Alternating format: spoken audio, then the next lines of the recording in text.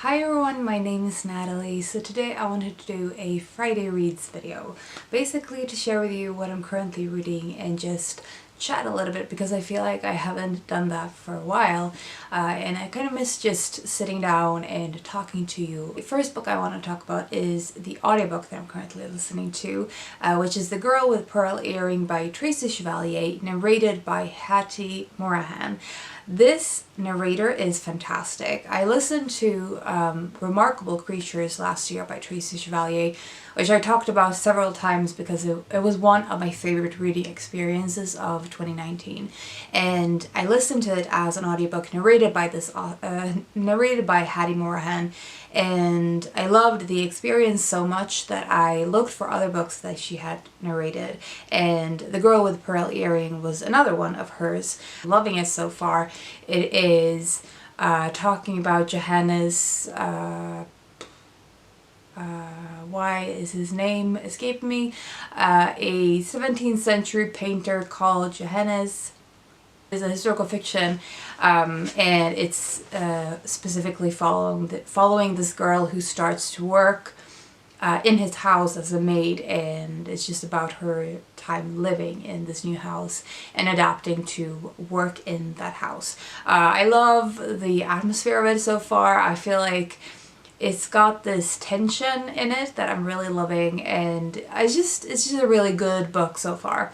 And honestly, the reason that I was so hesitant to read Tracy Chevalier for a long time was because I'd seen or heard really negative things about this book in particular.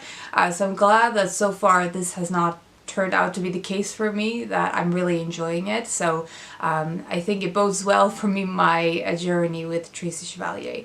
I think she just does historical atmosphere so well. Next is a book that I started reading in December and hopefully will be finishing off soon, and that is The Silmarillion by J.R.R. Tolkien, which I am buddy reading with Yamini from The Skeptical Reader and Mary from Books and Pizza. I will link both of their channels below. So we have been buddy reading this since December, sort of in a connection with our Lord of the Rings buddy read as well.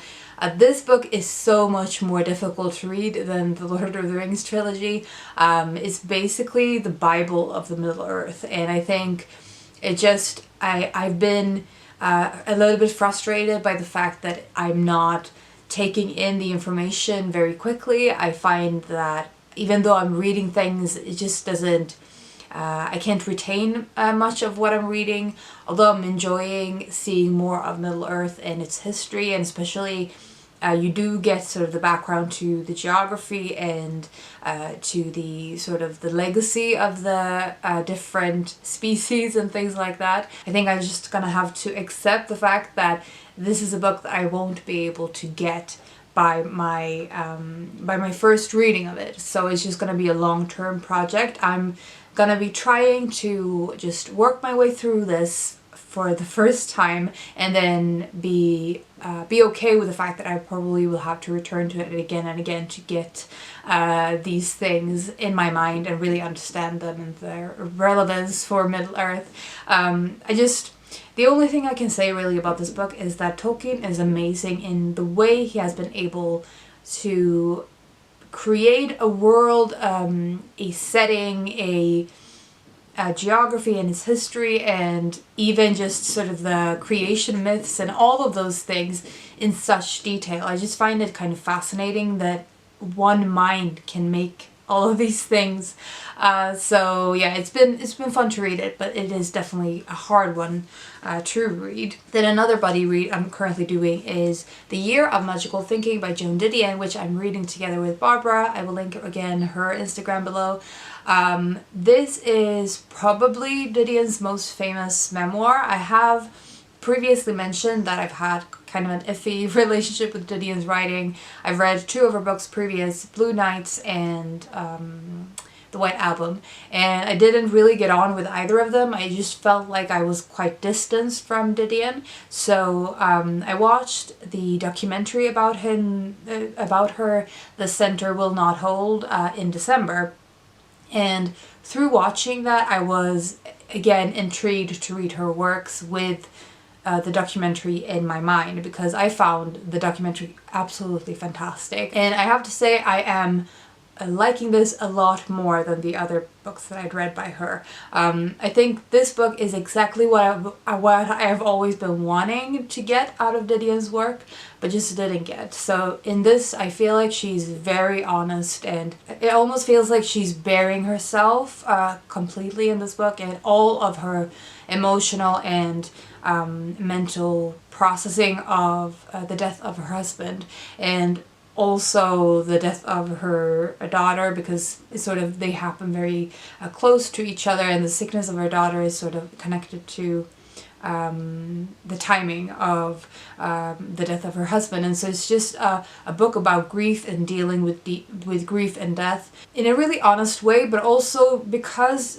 of the way that Didion thinks. She uses literature to understand her emotions and what she's going through. She searches for answers both through other people's words, but also through her own writing. And I think there's something in this that I can relate to on that aspect, in trying to understand something that is not easily understood through language and words. I think in the way she's capturing that experience, I am loving that about this book. So I will be finishing this off together with Barbara this week, and I'll talk more about it in my wrap up, but so far it's been fantastic. So, and then I have a book that I'm currently reading for Curious Adventures. If you don't know, this year I'm hosting a nonfiction reading challenge called Curious Adventure. I will link the announcement in the cards and below in the description. Basically, it's just 12 prompts that encourage you to read new things within nonfiction, or to read more nonfiction. Kind of depends on how you want to use the challenge. And there's no strict rules. You can interpret these challenges however you want. It's just, the whole point of the challenge really is just to inspire interest in nonfiction and more discussion about nonfiction on BookTube and on social media. The first challenge that I am doing is local history or local event, local person, just something that is of significance to your locality. And so I am currently reading Lyckliga Gatan, Det finns inte mer by Britt, Lindeborg.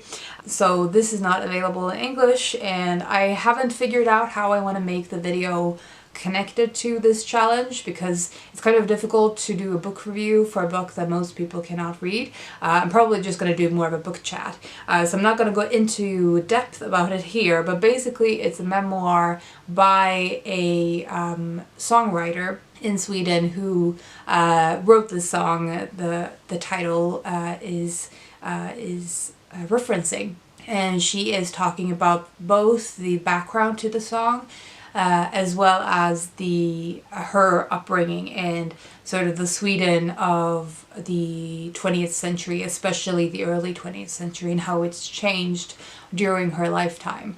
I'm loving this so far, and as I said, I will talk more about it in a separate video connected to Curious Adventure. And then the last book that I am currently reading is Our Homesick Songs by Emma Hooper, and this is kind of a cozy book. So it's 2 timelines, both set in the 60s and in the 90s at first anyway, and it basically follows this fishing community where in the 60s there are 2 people who meet, and they fall in love and start a family, and so in the 90s you follow their children, and in the same location, but the fishing community is sort of in decline, and a lot of people are moving away because the fish is no longer there, so their main industry is failing, and people are leaving this place, and it's sort of this desolate book. I feel like what has drawn me to this book in general so far has been the atmosphere and the air of it.